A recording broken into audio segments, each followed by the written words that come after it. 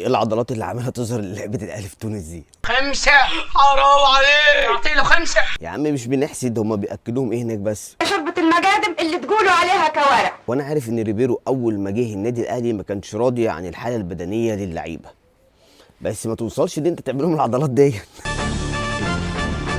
شراوي بعت لنا فندم ولا ايه؟ وكان دايما في خلاف ما بين جمهور الزمالك والاهلي بسبب حوار الكتله العضليه ديت، وكان اكبر مثال امام عاشور كان جاي من الزمالك كتلته العضليه كبيره ولا لعيب مصارعه، الا ان بقى لما جه النادي الاهلي كتلته العضليه دي خست. ربنا يكرمه يا رب يا رب.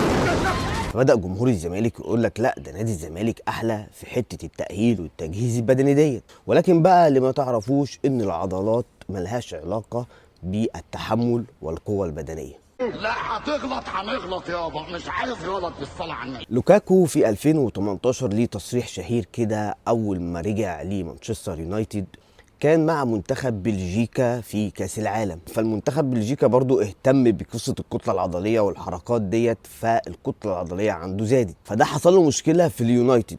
قال لك ان هو صحيح كان فيه قوه بدنيه ولكن ما كانش فيه قوه تحمل، كان في بطء في الحركه وحاجات كتير كده خاصه بالكتله العضليه. وده من وجهه نظري الشخصيه، مثلا انا ما بحبش الكتله العضليه عند اللعيبه. ادام تراوري ده ماشي لكن احتفاظه بالكوره قليل مقارنه بحد زي ميسي مثلا. فانت القوه العضليه ملهاش علاقه بقصه لياقتك في الملعب، لان انت مش لعيب مصارعه. دايما بنقول ان لكل مركز تمارينه الخاصه وعضلاته برضه. انت بقى مع حوار الكتله العضليه دوت ولا انت اللعيب النحيف؟